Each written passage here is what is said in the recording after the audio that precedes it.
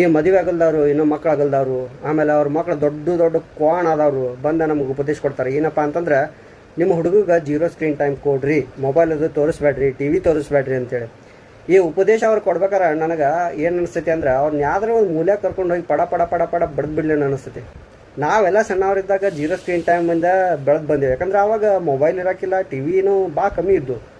ಮನೆ ತುಂಬ ಮಂದಿರೋರು, ಮಕ್ಳಿರೋರು, ಆಟ ಆಡ್ತಿದ್ದೀವಿ. ಕರ್ಕೊಂಡು ಎತ್ಕೊಂಡು ಕುಂಡ್ರವ್ರು ಒಂದಷ್ಟು ಮಂದಿ ಇರ್ತಿದ್ರು. ಆದರೆ ಈಗ ಹಂಗಿಲ್ಲ.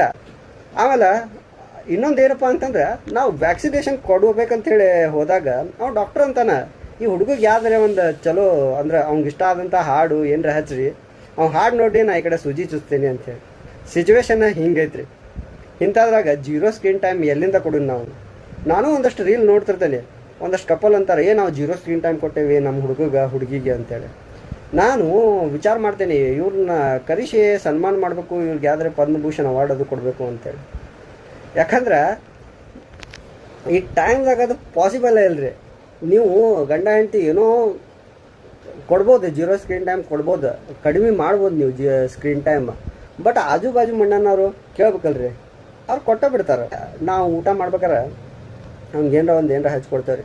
ಅವ್ನು ಟಿ ವಿ ನೋಡಕತ್ತಾಗ 1-4 ತುತ್ತು ಗಂಟ್ಲಾಗ ಇಳಿತಾವ್ರಿ, ಚೆಂದಾಗೆ ಸಮಾಧಾನಲೆ ಊಟ ಮಾಡ್ತೇವೆ ನಾವು ಅಕಸ್ಮಾತ್ ಅದು ಕಟ್ ಮಾಡಿದ್ದೀವಿ ಅಂತಂದ್ರೆ, ಒಂದು 15-20 ನಿಮಿಷ ಅರ್ಧ ತಾಸರಿ ಕಟ್ ಮಾಡಿದ್ದೀವಿ ಅಂತಂದ್ರೆ ಏನಾಕೈತೆ ಗೊತ್ತೇನ್ರಿ, ನಮ್ಗೆ ಊಟನೂ ಮಾಡಕ್ಕೆ ಬಿಡುದಿಲ್ಲ. ನಿದ್ದೆ ಅಂತೂ ಹೋಗೇ ಬಿಟ್ಟೈತಿ. ನಿದ್ದೆನೂ ಇಲ್ಲ, ಈ ಕಡೆ ಚಂದಾಗಿ ಊಟನೂ ಇಲ್ಲ ಅಂತಂದ್ರೆ ಚಲುನೆ ಚಿತ್ತಾರ ಗಣೇಶ ಆಗೋದಕ್ಕೈತಿ. ನಾವು ಅಂಥೇಳಿ ಅಡ್ಡಾಡೋದಕ್ಕೈತಿ.